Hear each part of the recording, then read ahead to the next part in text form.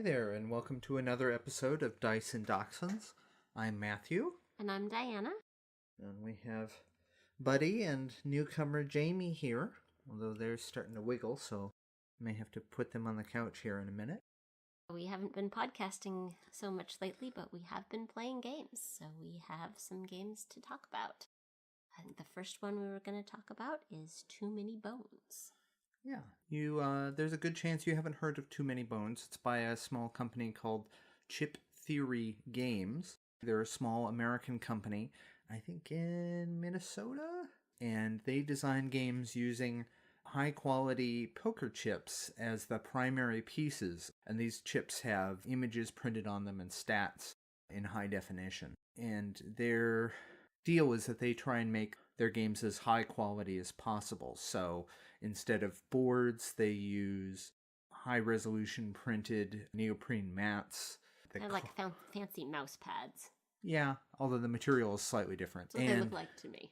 And the cards in their games are printed on PVC plastic, so they're pretty indestructible. Their stuff is expensive, and because of that, they only sell direct. So you'd have to go to their website and order their games directly or be involved in their Kickstarters in order to get their hands on them. And that's because if you add in a middleman fee to their already expensive products, nobody's going to want to buy them. Too Many Bones, the base game, sells for $120, if I remember correctly. And there are a lot of add-ons you can get on top of that. So in terms of the way that the game actually plays, it's a cooperative combat adventure game.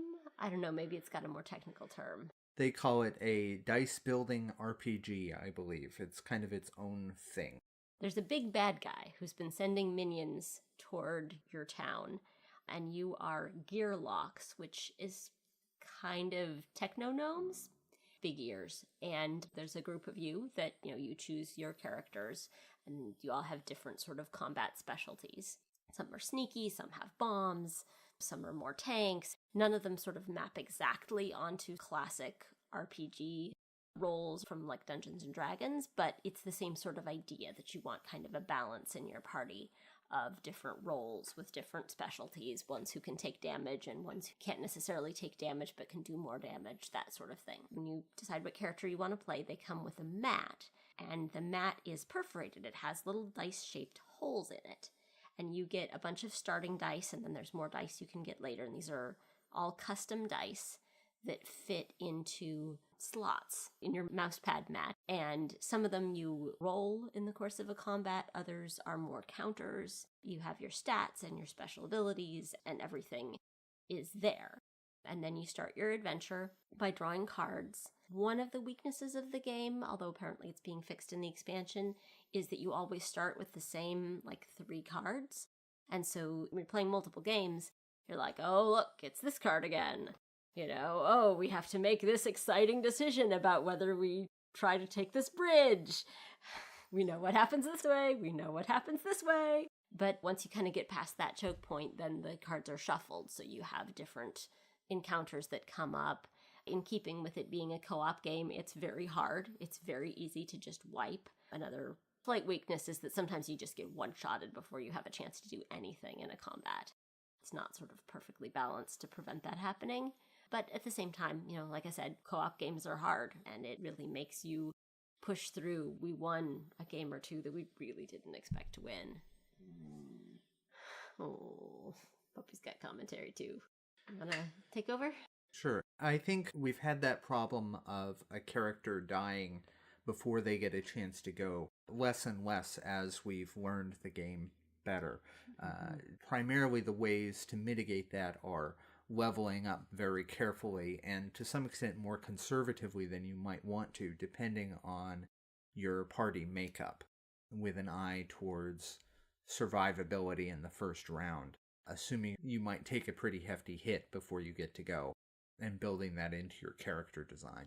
Before we go on to talking about the game more in depth, it's worth talking about the dice that Chip Theory Games is using here. When it comes to custom dice, there are basically 3 ways you can do this. The cheapest ones are printed on the face of the dice with an ink. If you've played Roll for the Galaxy, you've seen quite a lot of printed dice. And one of the reasons why they use dice cups in that game is that printed dice are the most prone to wear. From the oils in your hands and just use, the ink may come off over time. The way that is solved and given an even better look is kind of the next step up in complexity and expense, which are engraved dice. These you see a lot in the board gaming world, and they're dice where the images on the dice are engraved into the die. They're recessed somewhat. Even your standard 6-sided dice with the pips is usually engraved with the ink for the pips recessed, and that really helps protect it from wear over time. For Too Many Bones, they're using a method called heat fusing. They're flat-sided dice, and they're all 6-sided, but rather than having ink printed onto them, it's actually fused into the surface of the dice. This allows for a much higher level of resolution. If you've seen the Star Wars Destiny dice game, they're using this same method there. So you get a much better resolution on your images, and the dice are pretty indestructible. Because it's part of the plastic now, the ink is not going to come off. But this is the most expensive way to do it, and that contributes to the game's significant cost. So as Diana said, you have... Just a second, these dogs are getting heavy. As Diana said, you pick your party makeup and you start advancing through the game by drawing these encounter cards. Each day you draw an encounter card, and that encounter card tells you what happens to your party on that day. It frequently has a choice between 2 different options, and it's listed on the card what the outcome will be, and usually the outcome is combat. And one choice will typically set up one set of conditions for the combat, and the other choice will set up a different set of conditions. And there's usually a difficulty choice there. Do you want to go with choice A, which is going to be harder, but will result in more goodies when you survive, if you survive? Or do you want to take the easier route? And based on that, you then set up a battle mat with bad guys, and the number... They are in fact called baddies. Yes. In the game. That's the technical term. Yes.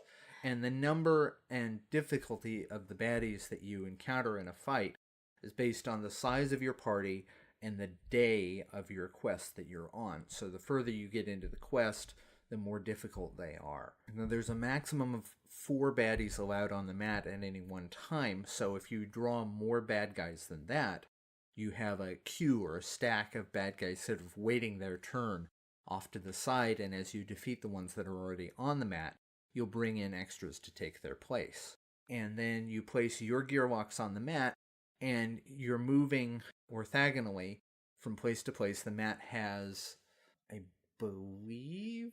I think it's 4x4 grid. So it's 16 spaces, and you're using your gearbox dexterity stat to move and to roll your dice. And based on your attack or your defense stats, you'll be rolling attack or defense dice. Attack dice hurt immediately, whereas defensive dice, you're sort of building up a shield. They'll get locked on your character mat and will prevent damage done to you later on. You can also use your dexterity points to roll your skill dice, and that's really where the meat and excitement of the game is, because over the course of your adventure, you're choosing various different ways to upgrade and customize your character, and each of the gearbox that you have to choose from, there are 4 in the main box and 3 additional ones that you can purchase separately. Not only is each one of those gearbox very different from the rest, but within each gearbox tech tree or skill tree, there are different directions you can take them. So if I'm playing Gilly, one of the add-on characters who's a ranger, both my brother and I tend to take him into a very strong sniper role where he does massive amounts of damage, but is a little fragile if you get close to him. But instead, you can give him these pets that he summons, which I would strongly recommend if you're playing with 2 players and don't have other characters to get between you and the bad guys. And these pets can dramatically increase his survivability, and he can even train them to attack in very useful ways with special abilities. He also has a trap tree where you can put out traps on the map before the bad guys come out that can really hurt their stats. Yeah, and this isn't going to be like a video game RPG where you end up filling out, in the end, all of your character's abilities. You basically are going to have to choose a direction. You might or might not get to the end of that one sort of approach, but you're certainly not going to fill everything out. There's lots of replayability. There's lots of, oh, what if I took that character in this direction instead? There are several characters that can create little autonomous extra characters to soak damage, to do damage, like the Ranger's Pets. There's also one that builds little robots. The woman with the bombs. Boomer. Boomer throws grenades. Yeah, Boomer throws grenades. And so she has to roll dice to find components. But if you can stay alive for enough rounds to get the components you need to build a bomb, then you can do a whole bunch of damage. It's worth mentioning that a lot of video and computer game RPGs don't allow you to lock in the entire skill tree either. Yeah, but still, this is going to be a lot shorter than something like that. You're going to have to choose maybe 1 or 2 or 3 special dice that you then play with, and then pretty soon, oh boy, it's boss time. Because the way the structure works is that you have these encounters, and they get more difficult as you go along, and once you've reached a certain number of days, which varies, you reach your boss, and you pick your boss at the beginning of the game, and that determines which categories of baddies you're fighting all along. And how many days you have. But once you've reached that magic number, then you can at any time choose to go after the boss. And generally you want to do that quickly because your encounters are getting so difficult, they're very likely to kill you. You might as well go out trying to kill the boss than just trying to kill some minions. And these fights, of course, are boss fights. They're really difficult, and it's really easy to lose them. But if you do, you feel really amazing. And that's kind of the thrill of the game. Yeah, I would strongly recommend it. If you got the cash. If you've got the cash, you're probably going to want to pre-order it if you go to their store and you're interested. Because they're a small company and because the components they're using are so expensive, they tend to do relatively small print runs that are often largely pre-sold before they arrive in the US. It's worth mentioning that late last year, in 2017, they kickstarted Undertow, which is a standalone expansion to Too Many Bones, which only has 2 characters in it and has a much lower price point. I should have looked it up before we started podcasting, but I think it was somewhere around $60, which is a more approachable way to jump into the game. And the characters are unique and the encounters are unique. So if you like what you're playing, you can then buy the full game and or the 3, soon to be 4 extra characters and sort of build it up from there.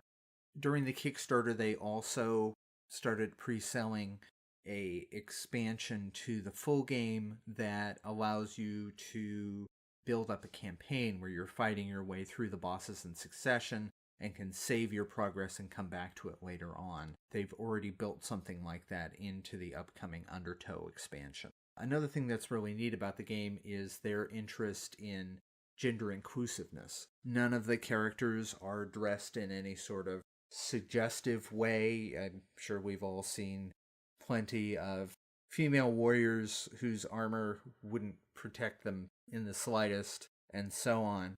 The Gearlocks are all dressed the way you would expect them to be dressed for their various jobs and interests. And with this expansion, I believe they're going to reach full gender equality in terms of the male to female numbers. There might still be one more male character, and the add-on character that they're releasing with the expansion Gasket is a genderless hydromech robot. It's always really good to see that. Yeah. And I like, too, the feel of the story, the flavor of it. It's not that you're the great heroes of the Gearlocks going out to, nobly vanquish the evil.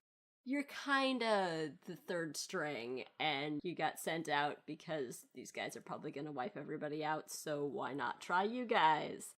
And you kind of do dumb things, and the flavor text of a card will be like, you screwed this up really badly, so now there's monsters.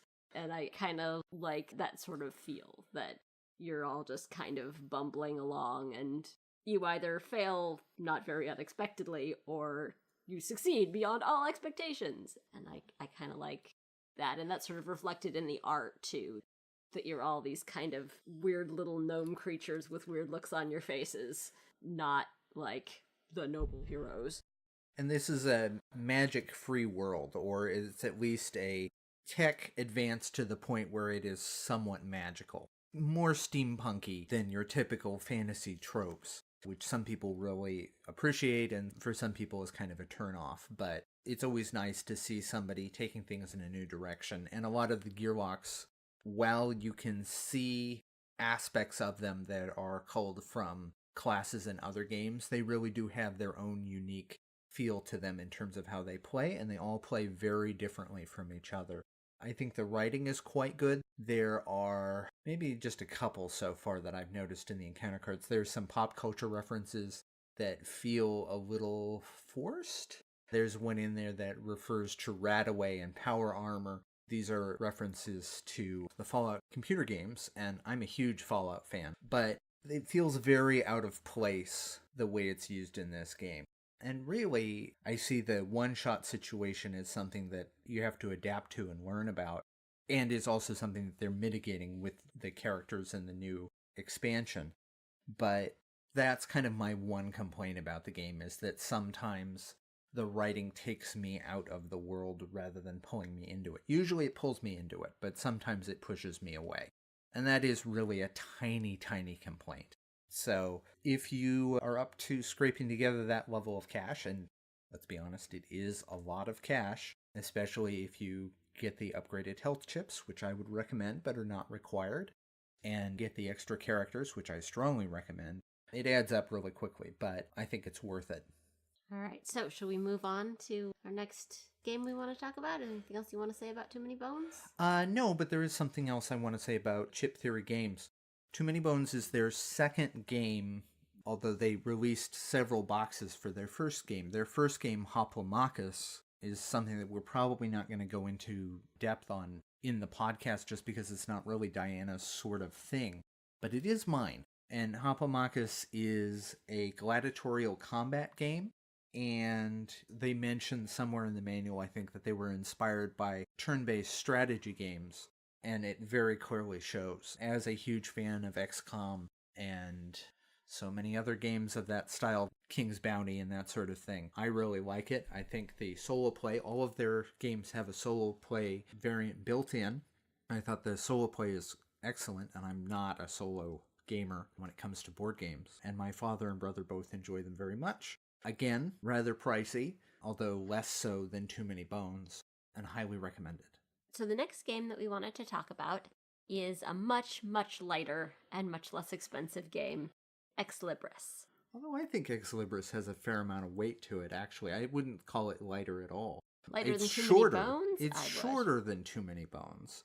But I wouldn't say that it's lighter. It's a Euro game, so it doesn't have the inherent randomness that you see in Too Many Bones. But I think there's plenty of weight there to it. Wow. It's good. Basically, Ex Libris is a game where you are a book collector in a medieval town/city, and they're going to hire a city librarian, which is a paid position. And so you're all trying to compete for the position of city librarian. And the way that you're going to do this is by impressing the judge at the end of the game with your library collection. And so you have this ongoing hand of cards, and each card is a little section of a library shelf with 1 to 4 books in it of different genres, but with their titles being close together in the alphabet. It might be a bunch of L's, it might be a bunch of H's, that sort of thing. And the more common letters will have several cards of that letter, whereas the less common letters might only have one. And through the course of the game, you're trying to put these down on your board to build your bookshelf. But once you've put something down, only certain special abilities will let you move it. And your final collection needs to be in alphabetical order, and it needs to be all aligned with itself as much as you can, and you get points for things being in order and the largest sort of block that you have without any missing cards, the way that you get the cards, the way that you get special abilities, the way that you get rid of cards you don't want and get ones you do, is by a worker placement mechanic. You have a group of little assistants, which are little meeples with pointy heads like the little gnomes. Although in the full game, as opposed to the beginner's game, you each get a special assistant that has a special ability, which could be a trash golem or a gelatinous cube. This is happening in a very sort of Dungeons and Dragons city. And then every round, you get a set of buildings come out that are worker placement spaces, and you send your workers one at a time in sequence out to the board. And there are some where something happens immediately, and others where something only happens at the end of the round. There are ones where everybody can go there. There are ones where you can kick people off. There are ones where you are blocking people from going there. And it changes every round. A couple of them, I think, 3 stay from the previous round. And then more come in, but then they get reshuffled, so things might come back. One stays. One stays, and then... But they build up. So rather than that one that stays replacing the previous one that stayed, it is added to the previous ones that have stayed. So over time, your options are expanding.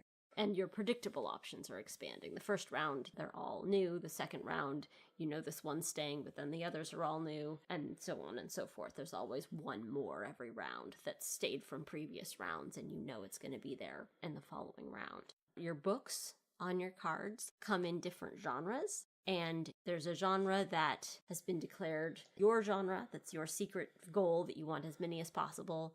There's one that's forbidden, that's going to take away points, and then there's bonuses for having the best spread of genres. And so you're trying to balance building up the sort of spatial aspect of your library with getting the genres you want and the genres you don't want. And one of the things that make this game really charming is the book titles. There's so many book cards that you can play it multiple times and not see all the same book titles. And every single book in the game has a unique title. And they are often hilarious. It's the sort of thing where, of course, I say that and I can't remember a single one, but, you know, dealing with demons, necromancy for the confused. All of them are at least sort of clever, and some of them are very clever. Whenever you get a new card, you not only are thinking about its place in your strategy, there's all these silly book titles. Ex Libris is packed to the gills with charm.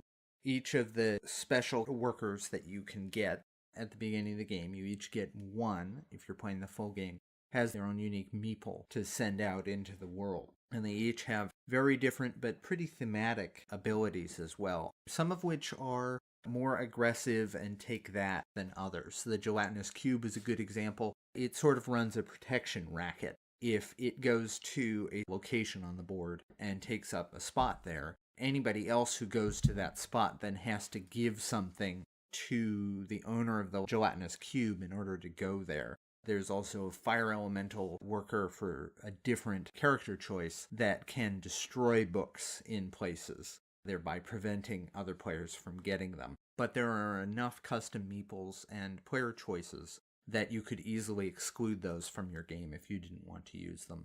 In a lot of ways, the game isn't very confrontational, and so sometimes if you bring in one of these choices, like if you're doing it randomly, you're like, oh my gosh, this game just got way more confrontational. Yeah, it's a pretty standard Euro game in that way. The conflict is indirect rather than direct. So like a deck builder called Valley of the Kings, a big part of this strategy in Ex Libris is deciding when and how you're going to switch over from taking cards to playing cards. Because playing cards takes actions that you probably are going to want to be spending elsewhere to get cards or rearrange your shelves or do other things like that. But at the end of the game, cards that are in your hand don't count for anything. So it's balancing getting the cards you want, and given how difficult it is to rearrange your shelves, there are often cards that you want out on the board because they slot in nicely with either where you've gone or where you think you're going to go as you build out your collection, and playing what you have to bank it for the end of the game. I'd say as worker placement games go, this one has several locations that you can go to that are much more complicated than a lot of the worker placement locations you see in other games like Lords of Waterdeep or Zolkin, that sort of thing. However, the fact that they trickle in at 3 new locations every turn, I think it's 3, it might be more, makes the game easier to teach because you can describe other locations that are in the deck to people and say, There are some locations that let you do this, but most of the locations are about acquiring shelf cards. And then as the new locations come out, you can teach those locations. One of them will stick around for future turns, and then another 3 or 4, whatever it is, locations will come out. And that makes it easier to sort of spoon feed the game in more manageable portions to new people, rather than having to describe all the choices on the board, which is usually what you have to do when teaching worker placement games. We've played Ex Libris a couple of times now with different groups of people, and it's charming. The last game that we were going to talk about in some depth today was actually Matthew's Christmas gift to me, because he thought it would be my sort of thing, and that is Dungeon Petz. Dungeon Petz is apparently based on a game that I don't think either of us have played, but isn't actually very much like that other game. The original game is called Dungeon Lords, and it's by Vlada Chvátil. And Dungeon Lords thematically is very similar to a series of computer games put out by Bullfrog, a sadly long-defunct independent games company that was gobbled up by Electronic Arts as they were growing to rule the world, where you play the lord of a dungeon, and you are just doing your thing, evil stuff, building things out, mining gold, and using it to hire and attract monsters of various sorts. But periodically, heroes show up, and they try and wreck all of your stuff. So it's how you design your dungeon in terms of pathways and traps and monsters to hold them off. Well, Dungeon Petz is a sequel to that, sort of, where Vlada Chvátil says, okay, well, your dungeon lord was defeated and his dungeon was wrecked by those awful heroes. And the imps, who are kind of his menial servants, they needed another job. Right, they're left with nothing to do. And they decide, well, there are lots of other dungeon lords out there. Why don't we raise pets for them that they would enjoy? So each little clan of imps has their little burrow, and they have a cage for pets and then places where they can build more. And there's some source they have that are actually breeding these pets. And so during the course of the game, there's a central board, which is the place where cages and additions to cages and baby pets and food for pets and all your scoring and exhibitioning and who you're selling them to and everything are. And then you have your own board, which is where your imps are, where you portion them out for their tasks and keep your money. And also kind of off to the side are your cages where you keep your pets that you're developing for sale and exhibition. And each pet is kind of its own little mechanical marvel. It's got kind of a spinner, so there's like a little picture of the pet. And then there's a rotating dial. Not a spinner. Well, you could make it spin. You wouldn't want to. It's kind of an egg shape, the whole thing. And so there's this dial down below, and the dial moves as the pet grows. And so each round you have this little shield, and you decide how many groups of imps you're going to send out, and whether or not you're going to send money with them, and that sort of thing. And then each player sort of lays down their mat, and the player with the biggest group gets to send that group out first. And then you go down in descending order, and the first player marker is a tiebreaker for groups of the same size. And so you send out imps to go buy pets, buy cages, do a whole bunch of other stuff. Then you can keep some back on your mat to entertain pets and clean the poop out of their cages. There are poop cubes. And prevent them from escaping. Yeah, if they get stronger than their cages. And so you do that sort of sequence of things, and then your pets have needs. You have to take care of them. And the way that this works is that you have this hand of cards, and you have one card of each color as your sort of base deck. And then as the dial on the pet sort of unit gets advanced, there are these little stripes of different colors. And as the bigger they get, the more stripes they have. And each little stripe indicates a need that they have, and the color indicates the color card that need comes on.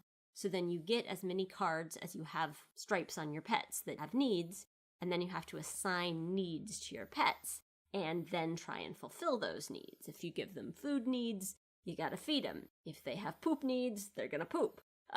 If they have entertainment needs, you have to send imps to entertain them, or else have enriching cages. If they have anger needs, you better have strong cages. And if you can't fulfill a need other than the anger or the magic, they get a misery token. Despair. A despair token. And those decrease their value to you. If they have magic needs and you don't deal with the magic needs, they get a mutation. And then they would get a second one and they instead disappear into another dimension. And they get anger needs in excess to the strength of their cages.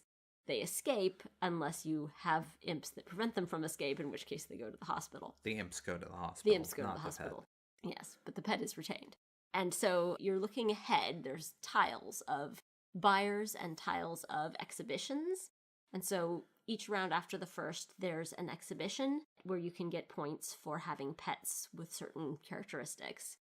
And then a buyer comes up and wants certain things and doesn't want certain things. Nobody wants despair tokens. And so you can get both points and money for selling pets to the dungeon lords. And more importantly, get them out of your cages before they eat your imps or otherwise become totally unmanageable. You want to have sort of constantly be getting pets and then getting rid of pets.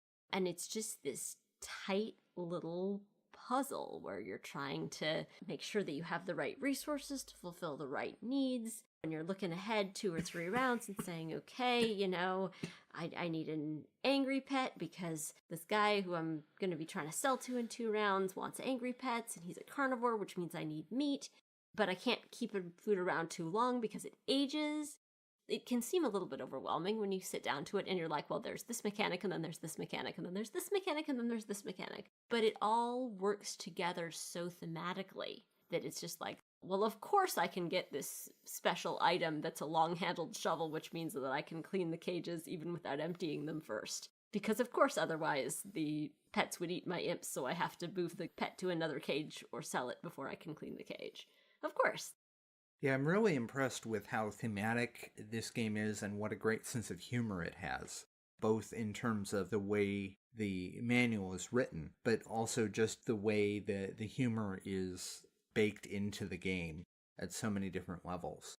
And there are a lot of very clever design choices in here. For example, like a lot of games that aren't worker placement games, the first player marker simply rotates around the board each turn.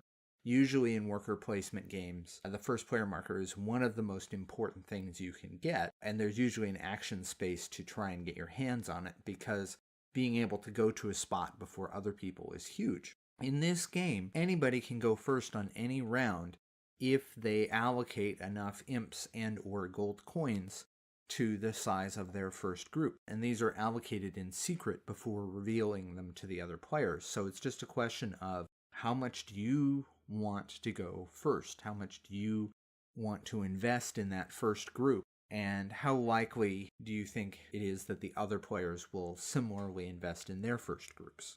This game is just packed with charm. As those pets get older, you're drawing more and more cards, and you feel more and more like they're getting big and out of control, and you're just frantically throwing things at them because you're investing more and more in keeping them around too, and they're getting more and more valuable. But the game really does this wonderful job of giving you the feel that you are frantically trying to keep a totally unsustainable situation under control just long enough to offload these pets onto their new owners and get paid. Yeah, they're like worms, and they're like lizards, and some of them have huge teeth, and some of them are like dragons, and they're all funky, and they all have names. And you can look them up. They don't crowd the little sort of egg-shaped things with too much detail. You just kind of have their need colors and how fast they grow and what they eat. But if you look them up in the manual, they each have names and flavor text. You have these demon lords coming up that have like horns, and demon lord princesses and demon lord necromancers and dungeon lord. They're like, I want an angry pet that eats a lot but doesn't have any magic. Or there's one that's this farmer guy, and he's like, he wants ones with lots of poop, lots of different colors of poop. You know, it's just kind of wacky. And like there's the space where you can go to ask your relatives to come and hang out with you, and that's how you get more imps. But the idea is that you're like, hey guys, we got a great racket going on, come join us. Yeah. There's an expansion available called Dark Alley, which adds more pets and more cages.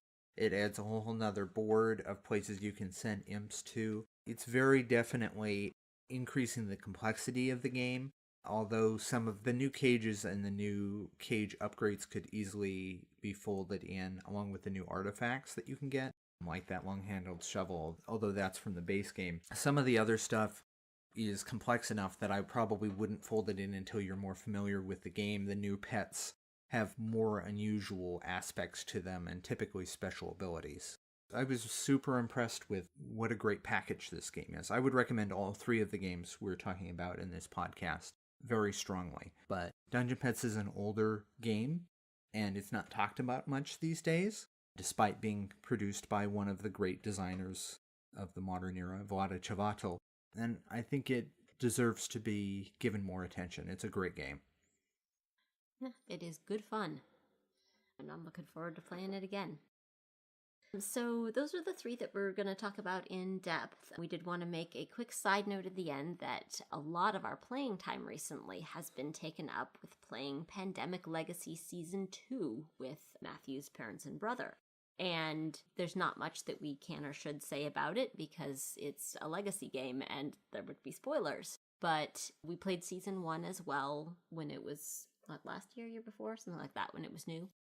And it was really cool, and this one is even cooler, even more edge of your seat, new revelations coming every game, or at least every month. You know, new things to find out, new mechanics that get folded into the game, new discoveries to be made, and it's got us on the edge of our seats. You want to play another game like you want to watch another episode of your TV show. It's the Netflix of board games.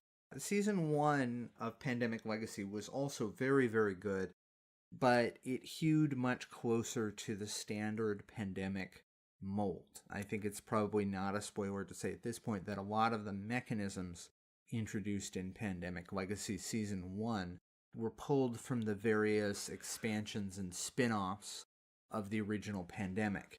They were then used in different ways and added to this really clever campaign design. But that's kind of where they were coming from. Season 2 throws most of that stuff out. It is a very different game. It's much more ambitious in its design, and so far I think it has succeeded completely. All of the risks and new design choices that they made are paying off spectacularly. I highly recommend it. I think you should play Season 1 first, particularly if you haven't played tons and tons of Pandemic, just because it's maybe a little bit more accessible and because it's a lot of fun, and I think you might have a hard time going back to Season 1 after playing Season 2, so I think you should play them in order. Our next game is going to be October, I think. So, it's... I don't know if you're familiar with the general idea of the Pandemic Legacy games, that you play one game for each month, and then if you lose it, you play a second game in that month. So playing through the whole Legacy experience is somewhere between 12 and 24 games, although Season 2 has an initial sort of a training game that doesn't count toward those. So we've been working our way through the months, and some months we've gotten through in one game, and some of them we've lost the first game and had to go on to the second. And we are just about to start October. So we've just got a couple months left and can't wait to see where this is going, though we have our suspicions. And the rest of my family, they are strangely reticent to quit their jobs and shut down their lives until we finish playing through this. No matter how many times that I remind them we are attempting to save the entire world, their priorities are all out of whack. So it's taking longer to get through this than I'd like, but it's been a heck of a ride. So the games that we are looking forward to playing next are Charterstone and Clans of Caledonia. Like I said, we haven't played them yet, so we can't say too much about them or how we're going to feel about them. But Charterstone is another legacy game. It's a competitive legacy game. It's a worker placement game where you're adding worker placement spaces, and then the game continues to be playable even once that sort of initial legacy experience is done. Most of what I know about it so far is that the art is adorable.